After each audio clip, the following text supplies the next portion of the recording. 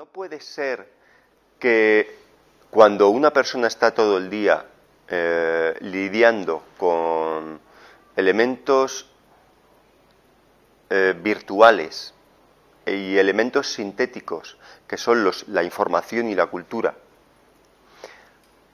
eso establezca una distancia con lo natural.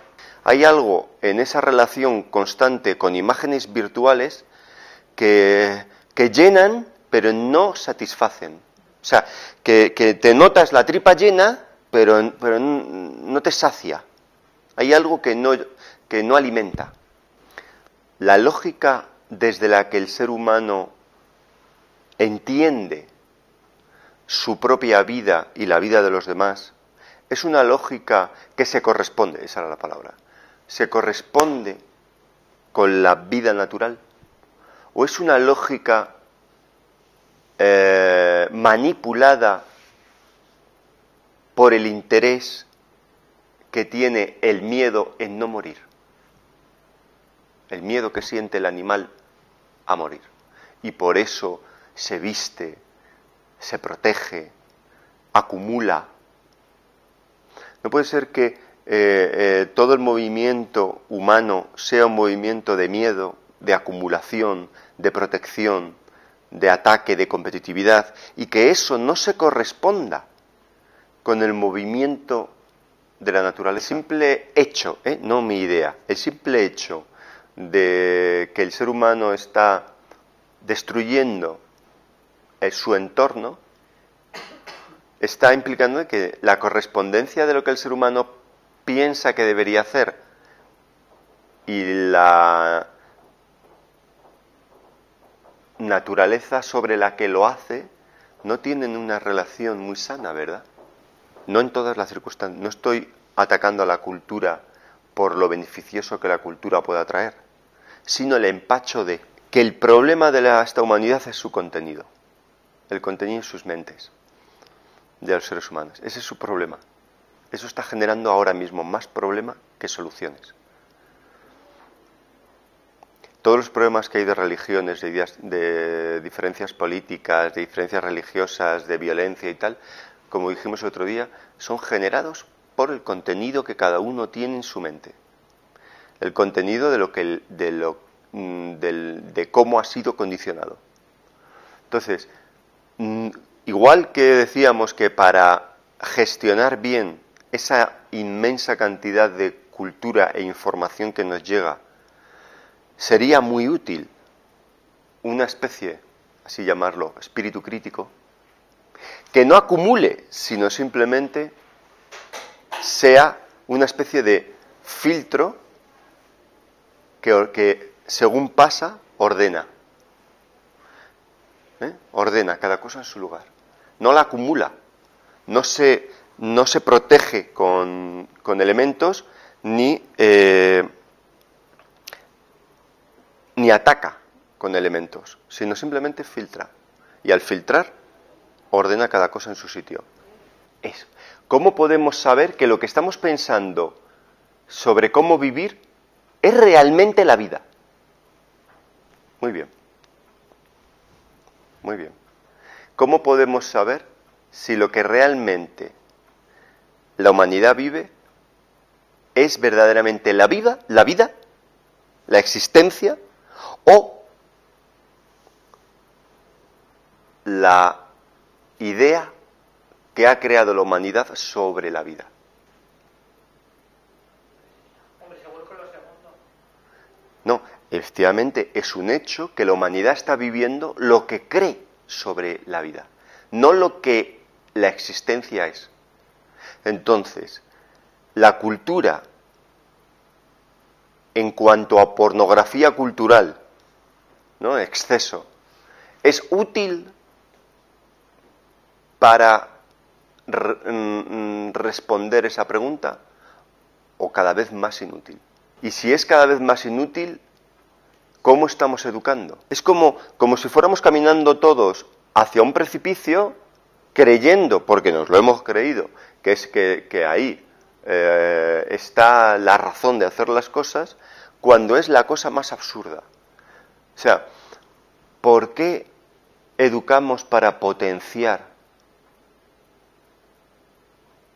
las habilidades, para potenciar, para... Sé que esto, no quiero parecer destructivo en el sentido de cuestionar por cuestionar, pero el hecho es, todos, si algún día, si tenemos un hijo o lo que sea, nos encantaría que acudiera a un instituto o un colegio donde él potenciara en sus habilidades y pudiera dar mucho más de sí y fuera beneficioso. ¿Para qué? Para contribuir a este movimiento hacia el precipicio. ¿Por qué hay que maxificar la potencialidad mental de un niño? ¿Hacia dónde? Ya. Porque tiene sentido el exprimir la mente de un niño para que dé más que mejores productos, más iPads, más coches más veloces. Para eso es para lo que queremos. Porque otro podría decir, no, estamos haciéndolo para que creen una sociedad mejor. ¿Verdaderamente se está haciendo para eso? Todos sabemos que en el fondo los padres que quieren que sus hijos sean más inteligentes, más competitivos y tal, lo único que quieren es, en el fondo, sin querer, que su hijo se sepa proteger más en su futuro. Tenga más herramientas para protegerse.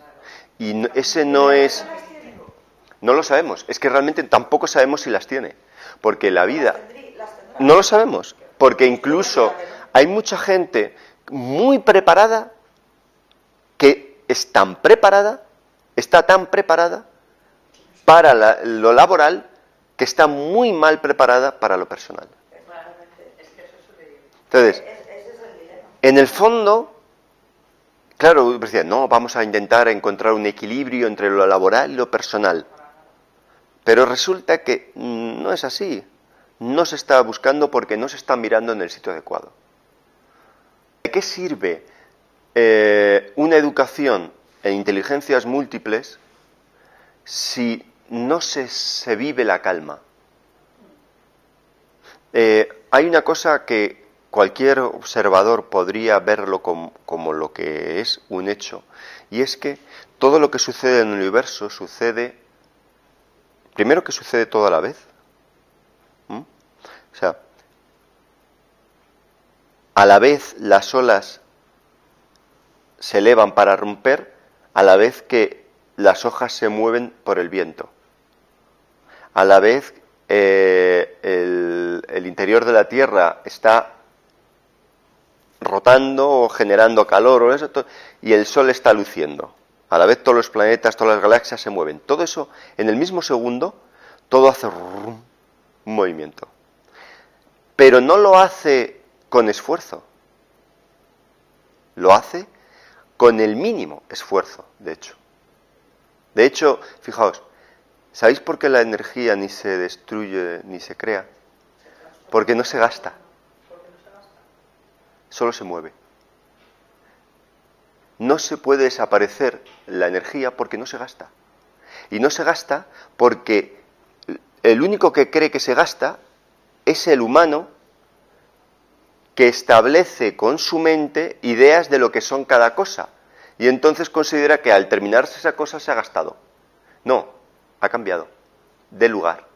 Pero no se gasta. Entonces, al ver eso, ¿para qué prisa? La única prisa la tiene la idea, la imaginación, que es el querer que lo que yo imagino llegue aquí ya. Y entonces, esfuerzo, o sea, muevo mucha energía para que aquello se dé. Si realmente la humanidad entera, la pregunta que tú has hecho, es consciente de que está moviéndose hacia algo irreal. Nadie se lo cuestiona. Todo el mundo se cuestiona cómo moverse dentro de esa irrealidad. Cómo lidiar dentro de esa locura. Que nadie cómo manejarse en la sociedad. Claro, porque está así dirigida. ¿Cómo? No, pero que nadie te ha dicho Claro, hacia pues. dónde tienes que ir, con lo cual tú te mueves hacia donde piensas que Por lo Sí, menos está pero muy claro, muy bien. Mira, tú piensas que nadie te dice dónde tienes que ir, pero solo te mueves dentro de un ámbito. Con lo cual ya te están diciendo hacia dónde ir. Claro. Si solamente dicen, vale, tú puedes ser libre, pero por esta carretera, ¿eh? ¿Os acordáis estas noticias de estas sectas que fulanito, el de la secta, dijo, va a acabar el mundo en tal fecha? Y se suicidaron todos antes de que llegara la fecha. Eso es, una persona convenció a muchas. O sea, una idea fue asimilada por muchas personas. Y esas personas se suicidaron por la idea. Imagínate que se suicidaron, que además fue un caso, dentro de una iglesia o algo de eso, se mataron todos. El día, los insectos, las plantas, el suelo que pisaban, que estaba alrededor de esa iglesia, ¿se correspondía con lo que estaba sucediendo dentro de las mentes de esas personas? A que ahí vemos claramente que no.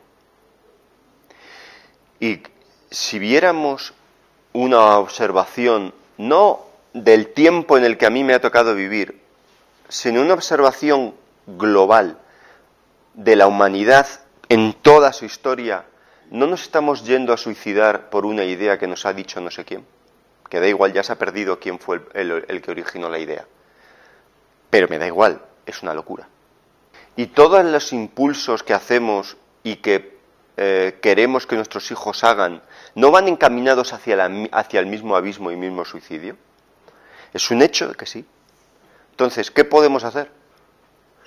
No es destruir eso, porque la destrucción o la intención de destrucción forma parte de ese movimiento insano. Entonces,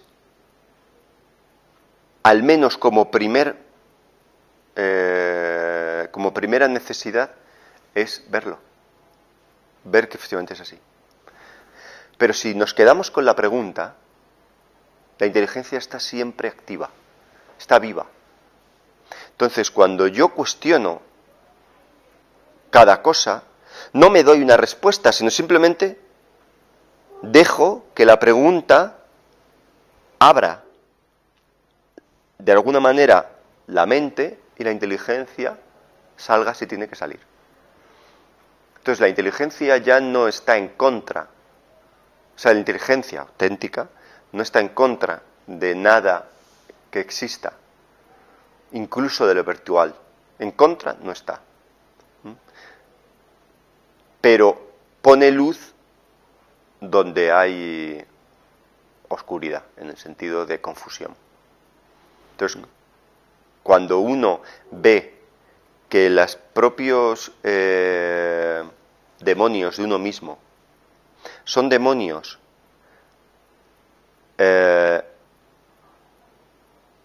son los mismos demonios que tiene cualquier ser humano de la Tierra,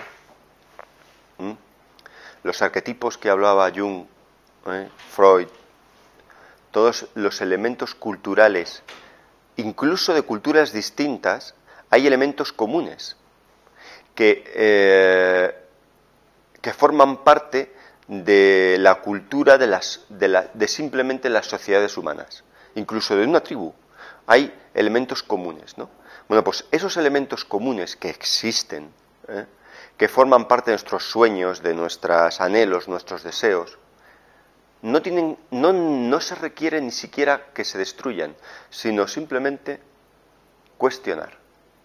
Porque el cuestionamiento implica necesariamente que te has dado cuenta de que algo no está cuadrando con la existencia per se. Algo no cuadra. ¿Alguna vez nos hemos sentado en casa y hemos indagado en estas preguntas profundamente?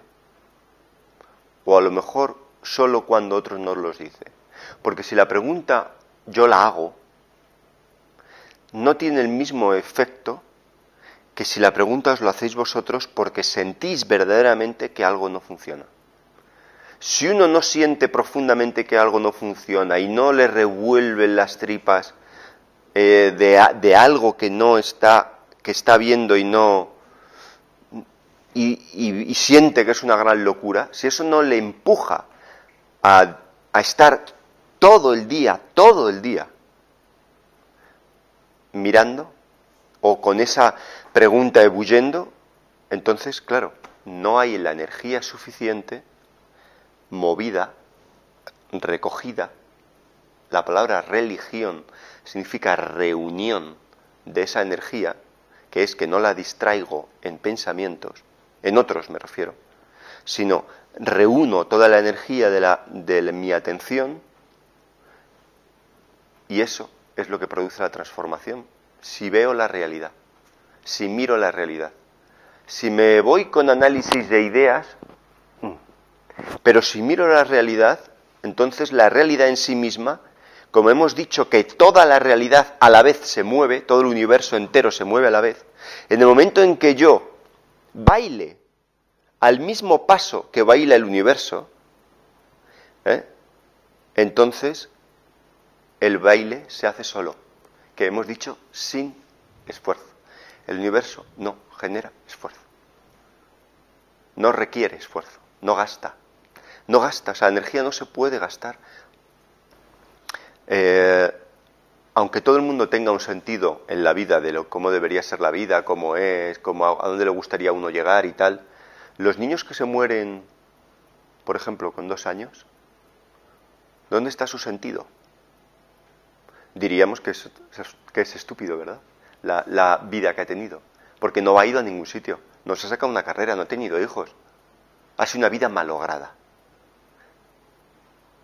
No ha cumplido, no ha vivido el hechizo, no ha tenido tiempo para vivir el hechizo que tú creías que debería vivir.